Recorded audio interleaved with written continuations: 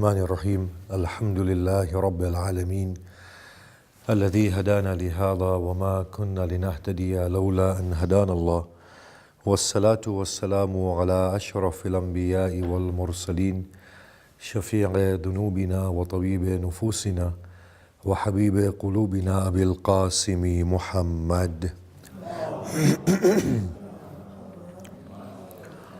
وآله الطيبين الطاهرين المعصومين وأصحابه المنتجبين بسم الله الرحمن الرحيم رب اشرح لي صدري ويسر لي أمري واحلل عقدة من لساني يفقه قولي أما بعد السلام عليكم جميعا ورحمة الله وبركاته بسم الله الرحمن الرحيم. My apologies, I think there was a bit of a mistake in listing the prayers at 1 o'clock. They're supposed to be 1:30. I just found out that there was this slight error there. So my apologies for attending a little late. In fact, I wasn't late. I think it's supposed to be 1:30 and it'll go back to 1:30 and 12:30 in the winter. The topic I want to talk about is our distance from the time of the Prophet and the revelation and the way in which we are today. And to emphasize that we need to revert and return to that time of the Prophet and to the teachings of the Prophet and the need for that. Today, in the way we understand life, the way we understand religion, is 1,400 years on from the time when the Quran was revealed. From that time in which the Prophet practiced Islam and the time in which the Imams understood Islam and they brought it into their everyday life and how they faced the challenges that they were facing. So what that says, what I'm trying to say here is that we don't know how much of it is from that revelation, how much of this Islam is from that conduct of the Prophet and the Imams, and how much of it has been things that have come in subsequent to the Prophet and the Imams and in addition to the Quran. Now all those things that have come into Islam, for example, if they have, then they are legitimate because they were social challenges that they faced, things that they were dealing with, but they have acquired a color of religion for us, and we feel that that is religion and we cannot move out of it, for example. And at times we might find it stifling, irrelevant, or even counterproductive. And at times we find that some of those very basic things that religion was trying to do, increase the confidence of an individual within Allah subhanahu wa ta'ala directly, has gone amiss totally. Or the ability to receive from God, to feel confident about it, to be able to trust Allah subhanahu wa ta'ala in making our decisions, in resolving our problems, may not be there in the sort of religion that we have understood today, which has taken us away from that level at which we were supposed to be within Islam. Today, for example, I know this to be the truth, for myself at least, for the last 50 years of my life. I've just been trying to understand what Islam is all about. And it is only now that I'm coming to a level of understanding that Islam was all about a personal relationship of trust and confidence with Allah subhanahu wa ta'ala. But in the Islam that I've practiced for the majority of my life, that was one element that was missing. And instead, the Islam that I have practiced was one that made me extremely insecure, unable to question, unable to have belief in myself, to find a solution which Allah subhanahu wa ta'ala would honor. Now that was not due to Islam not doing that for me, it was due to my inability of understanding Islam from what it has become through its social progression. What we find today and what was there initially are two different things. If I was a person who was choosing a religion straight off today, I would want to worship a God who is involved in my life at a very intimate level. And as a human being, empowers me and gives me a lot of confidence in myself and in my relationship with Him. Somebody who is actively directing me and guiding me. If I were to follow a prophet, then that prophet would be somebody that I can emulate at a very human level. If I were to be following anybody subsequent to the prophet, there would be people who are very, very relevant to me in the challenges of my life. All forms of challenges, how they faced life and how they went forward. From that I can learn very physically. How they were able to display their humanity and it wasn't frowned upon. So the point I'm trying to make here is a need for us to genuinely revert to the primary point of religion, which is the Quran. To read the Quran in a meaningful way. And read around the Quran in the sense of when these verses were revealed and why they were revealed and what were the contexts. So that we may begin to understand religion as it was when it was delivered in the time of the Prophet. One of the striking things is that through this Quran, the people were transformed from being near monsters to becoming fine human beings. From people who were insecure to people who had confidence in their abilities. From people who were superstitious to people who turned directly to God and cast aside every form of superstition. Look at something as simple as this, that when people used to see black crows, they used to deem them as bad omens. The Prophet said, there is no bad omen as far as you're concerned. And if you feel that there is a bad omen, then say, La hawla wa la quwwata illa billah, and that's fine for you. Imagine how much difference that makes, just a simple statement like that. To empower a person and to say to a person, well look, the same God that can bring evil through this is able to change it. And then if we read the Quran further on, and Allah says, well look, if I want evil for you, you will not be able to change it. Then know that what I have is far better and trust in me instead. How that little teaching in itself can change and revolutionize the life of an individual. From a position of insecurity to full security through Allah subhanahu wa ta'ala. Then again, the Prophet, how he gave confidence to the people that were around him. He stated to them, well look, read the Quran, and Ali ibn Abi Talib did the same, and you will find your halal and haram in there. You will find the right and wrong in there. Obviously it will tell you don't lie, don't cheat, don't exploit, so on and so forth. Your halal and haram will be found from the Quran itself. Don't swear at the other, even if they don't believe in Allah. Your morality will be found in there. Be good to your parents. If you want to do any good, let it be for your parents, for your kin, for the orphans, for the poor, for the wayfarer. Look at the Quran again and again and again and again. There is not much good, Allah says, in turning your faces to the right and to the left. When people were contending, is the Qibla to the right or to the left? The verse came in Baqarah, Laysa al-bir. There is no good, أَن تَوَلُّوا وُجُوهَكُمْ شَطْرَ الْمَغْرِبِ وَالْمَشْرِقِ, that you turn your faces to the east or to the west. The real essence is, good is that you believe in Allah. And you do good to others, to your parents, to the near ones, so on and so forth.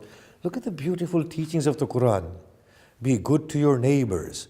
Be good to a person who is on a travel with you after you finish your travels. The Prophet used to say to the people, well, find your answers from reading the Quran.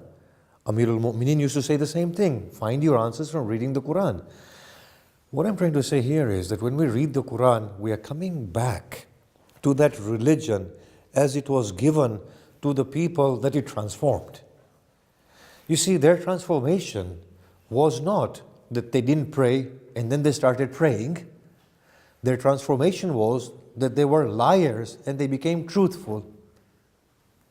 They were people who cheated to people who became honest. People who did not value the other to people who began to value the other.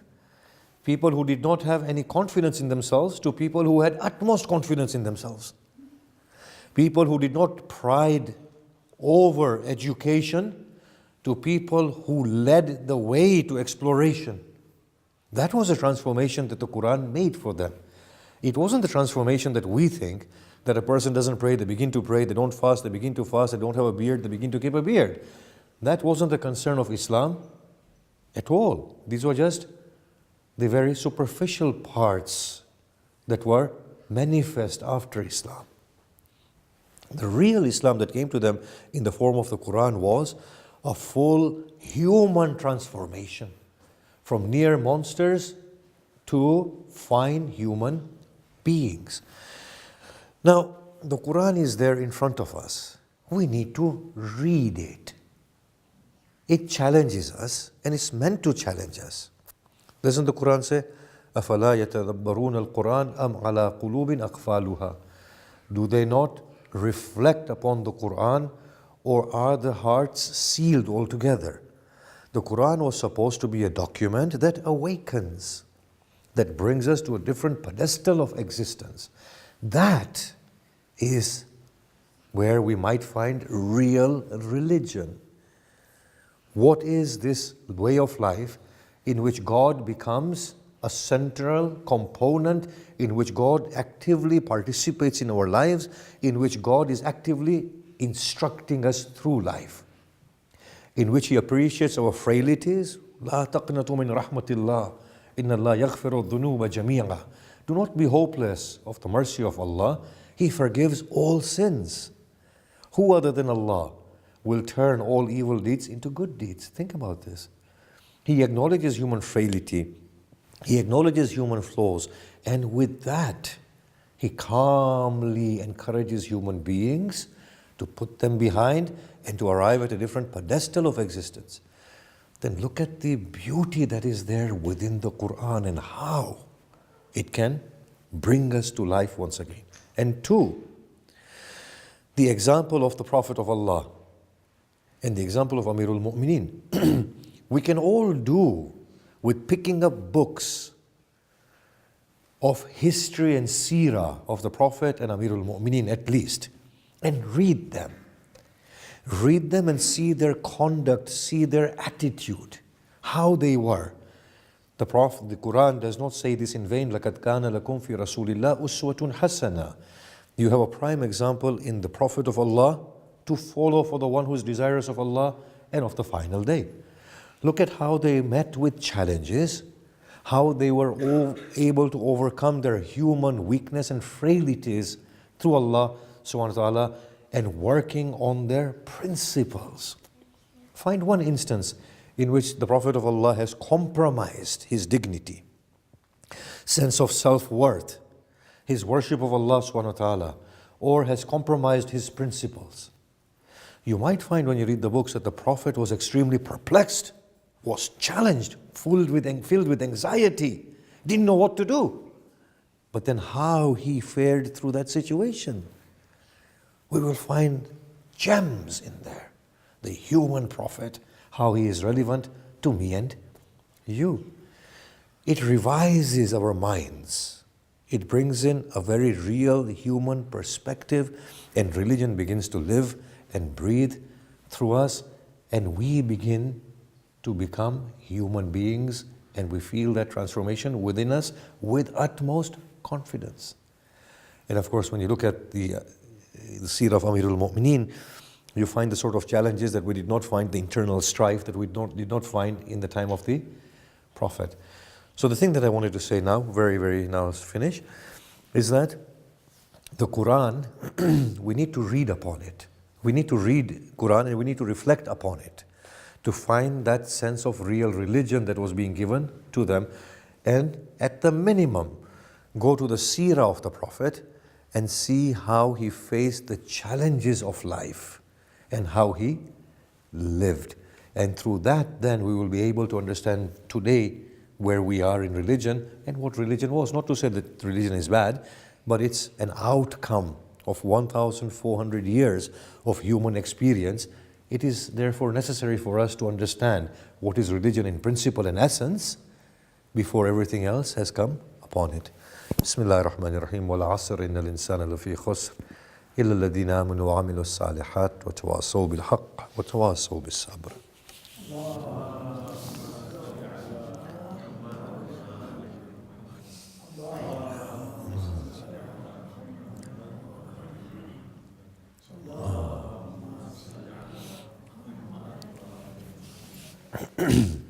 Bismillahir Rahmanir Rahim. Alhamdulillahi Rabbil Alameen. Wassalatu wassalamu ala ashrafil anbiya'i wal mursaleen wa alihi at-tayyibin at-tahirin. Amma ba'd, assalamu alaykum wa rahmatullahi wa barakatuh. Bismillahir Rahmanir Rahim. Now, continuing with that very, very briefly, the role models that we have in Islam, the prime ones are the Prophet and the family of the Prophet. When we look at our Sunni brothers, they make a distinction between the family of the Prophet and the family of the Prophet. We can't deny that the wives and everybody of the Prophet were the family of the Prophet. How can we deny that? That's the family of the Prophet. And then when we look at the family of the Prophet in terms of points of reference for guidance and emulation, then we find that it is Amirul Mu'mineen, and we find the Imams after Amirul Mu'mineen, and even our Sunni brothers agree to that. So I'm saying, we have prime role models in the Prophet and the Imams after the Prophet. In fact, our Sunni brothers are ready to acknowledge. They say, well, look, we know that 5 we can't deny because it's in Bukhari and Muslim and other books in terms of the verse in accordance with that, Bukhari and Muslim, they both narrate that the Prophet took Ali, Fatima, Al-Hasan and Al-Hussein salamullah alayhim ajmeen with him in the on the plains of Mubahila. So they say, look, and the Prophet said, Inna haula ahlu bayti. These are my Ahlul Bayt, and Muslim and Bukhari quote these verses, these words. Or is it just Bukhari? I can't remember. And Muslim slightly differently. And so I said, well, what about the subsequent Imams after Al-Hussein? And they said, well, for us, it's a very simple issue. We just say whatever the previous Imam designates, whoever. So if Al-Hussein designates Zain al-Abidin or Ali ibn al-Hussein, then that's acknowledged for us. The Imamiyah have no problem in the ones that they name. And Ahlul Sunnah have no problem through this sort of an understanding that a previous Imam names or delegates the one after him, so even they don't have a problem. So here again, we have a group of people upon which both the schools of thought concur that these are models for life. We can emulate them. We can try and understand their seerah, their conduct, their statements, their history, what they did, how they were. And it is extremely revealing, and we learn how to lead a virtuous, beneficial life through them and their model. And of course, look at their spirituality. When we read Sahifa, we find gems of spirituality. There is not a single dua in that, at least the Sahifa that we have right now. There's not a single dua in that, but that it makes you think. Not only that, it gives comfort to the soul. When we look at the seerah of the 4th Imam and we see the softness of his heart and the tenderness of his soul, it's amazing how he resolved problems through just the tenderness of his soul. When we look at the seerah of Al-Hussein, we see how he did not crumble under pressure through his reliance in Allah subhanahu wa ta'ala and embracing the destiny that Allah had chosen for him. We look at every one of these Imams, their seerah, their conduct, their utterances. We will find a very different sense of religion to the one that has evolved subsequent to them. From the 6th Imam onwards, I just want to make 1 or 2 more points and then I'll finish. The 6th Imam onwards, the Imams Salamullah alayhim ajma'in, they found a very critical juncture within Islam. They found sectarian divisions. Sunni, Shias, this, that, that. Do you know what they were doing through and through? Read their texts. They were trying to prevent these sectarian divisions. They said, pray with each other, visit each other, coexist with each other, live as families with each other. Yes? Be good to each other. If you are entrusted by each other, fulfill the trust righteously. If we were to look at that era of Sadiq Salamullah alayh to Hasan al-Askari Salamullah alayh, we will see that the story is very different to the one that we have today. It's a very different religion. Of course, as humans, we need to relate. So we relate to the Prophet, the grand Sahaba of the Prophet. We need guidance through examining their people's role models. We have that in the Prophet, in Amirul Mu'mineen, and in the Imams that come from the progeny of Amirul Mu'mineen. This is something which I feel is unavoidable. My final remarks. What has happened over the ages is that we have got compilation, and that compilation of experiences, compilation of deductions, compilation of challenges and how they were resolved is now broadly termed as religion. No doubt you can call it religion, but it is not religion as taught by the Prophet, practiced by the Imams, spoken of by the Quran. And if anybody thinks that this is an empty claim, pick up the Quran and read it, see for yourselves if today's religion accords with that religion. I'm going to finish with an example. When we open Wafatihul Jinan, yes, and we do the a'mal of Ramadan, there are unending a'mals, aren't they? Yes? There's no end to these a'mals. Read this 100 times, this 400 times, this 500 times. The person does not have one-to-one time with their God. They don't have that ability to improvise. They don't have the time to be good to others because amal consumes everything. Now, bear in mind what I've just said. This is a compilation. Yes? The Prophet did this. The first Imam did this. The second Imam did this. The third Imam did this. The fourth Imam did this. The fifth Imam did this. The sixth Imam did this. But the thing Mafatihul Jinan forgets is that the sixth Imam did not do everything that the Prophet did, Amirul Mu'mineen did, Ali ibn al-Hussein did, Muhammad ibn Ali did. He just did what he did. But Mafatihul Jinan will quote from the Prophet till the 11th Imam what each Imam has done, and the faithful today feels that this is religion. It's a very simple example. Very, very simple example. Are you seeing it? In which then the religion has gone to miss totally. The essence was not this at all. The Prophet was improvising. Ali Salamullah alayhi was improvising. Sadiq was improvising. Can you not see that? Beautifully improvising. Their beautiful connection with Allah subhanahu wa ta'ala. There's a minimalistic requirement for any amal. But religion has become something other, but very naively. I will not say anything more, and I'll stop at this. Can we recite Surah Fatiha for all our marhumin and for all those people around the world who are facing difficulties? Al-Fatiha. Bismillah.